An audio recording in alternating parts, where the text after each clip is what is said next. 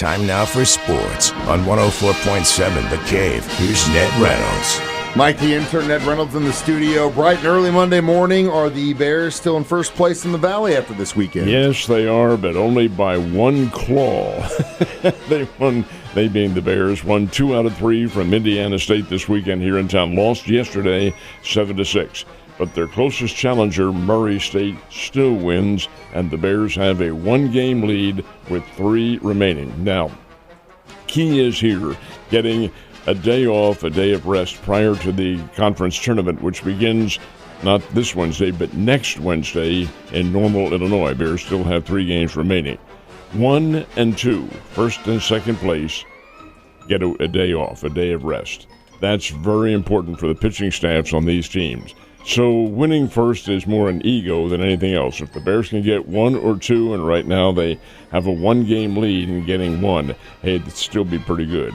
Anyway, Bears and Murray State is the next series. They begin Thursday in Murray, Kentucky. It's Thursday, Friday, Saturday, and that's to give the teams, I should say, a day of rest because the conference tournament begins next Wednesday.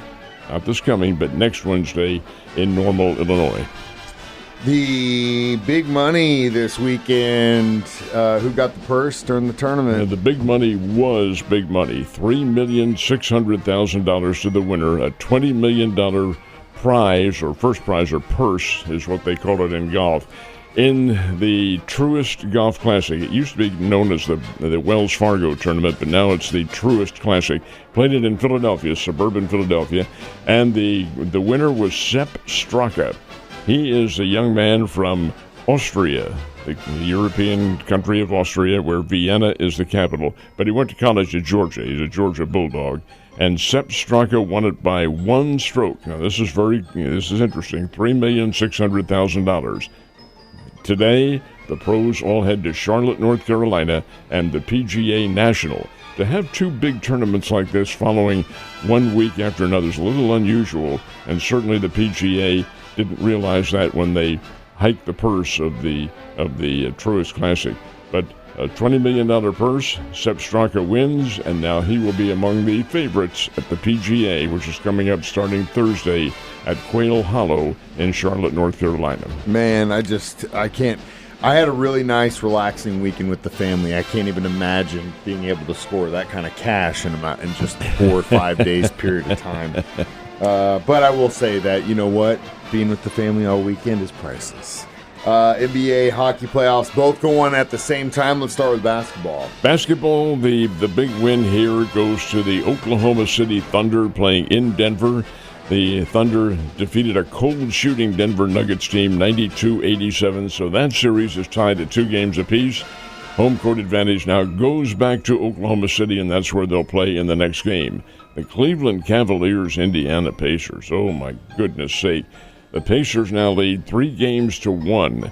Cleveland last night might as well not have even shown up in the first half. At halftime, the score was Indiana 80, Cleveland 39. 80-39. That's a 41-point margin. Now, Cleveland did make that up a little bit in the second half. They lose 129-109, but when you're trailing by 41 at halftime, you're not headed for some very good things. In fact, one of the announcers on the baseball game last night, Philadelphia versus Cleveland, that was the baseball game, said, I think we have a few extra viewers now because Cleveland fans are done throwing up after their basketball team didn't do very well in the first half. 80-39, that is unconscionable. And then Cleveland's a good team. In hockey, Dallas defeats Winnipeg, and Florida a winner over Toronto. I think we're going to see interesting finals in both sports after what's happened so far. But you know what? LeBron said it best over the weekend after the Lakers got knocked out. It's a team sport, my friend. Ned, stay right there. We got plenty of sports left to talk about down the road. I'll see you then. Can we finally say that the St. Louis Cardinals may have fixed their issues? Is this consistent Cardinals baseball that we're looking at now? They have won 8 straight games. Now, I'm not throwing cold water on what they've done because it says it for itself. 8 wins, and the Cardinals are only a game out of first place.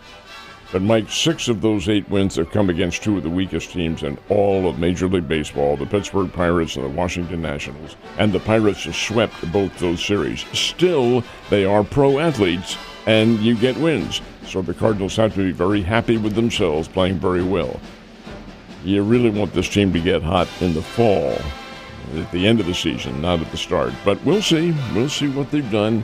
Are they an improved team? Oh, yeah, I think they probably are better than what most people thought they would be, but still I think they have themselves to prove, but we'll see. We'll see what happens. Anyway, the Cardinals defeated the Washington Nationals 6-2 yesterday, won their 8th in a row, and now head to Philadelphia to play the Phillies starting tonight and for the next 3 days. So when you look at the Kansas City Royals and you look at their win-loss record right now, they've actually won more games than the Yankees, which is pretty great.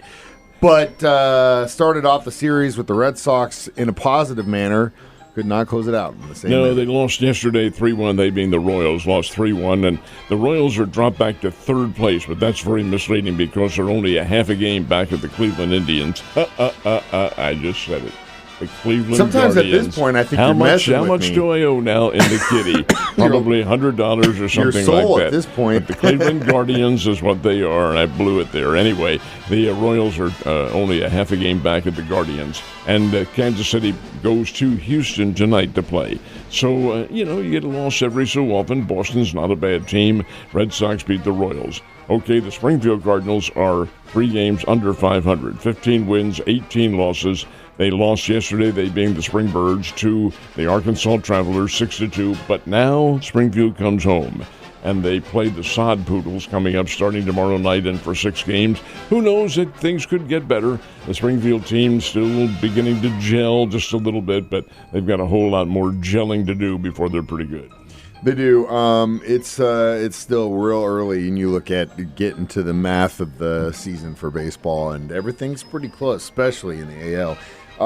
We did have a pretty big race up north at the Kansas Speedway. A couple of our guys from the stations were actually up there at the pre-race on Sunday. There was a big crowd, too, on hands at the Kansas Speedway, which is just outside. It's in Kansas City, Kansas, in the suburbs, and it's a very big deal. They drew a huge crowd up there, all to see Kyle Larson. He led 221 laps of the race being the Advent Health 400. And it's Larson who gets the win, held off Christopher Bell down the stretch. Kyle Larson gets the victory. And indeed, the NASCAR season getting it really close to the midway point right now. Yeah, we do, Ned. You have a great day, and I will see you on Tuesday.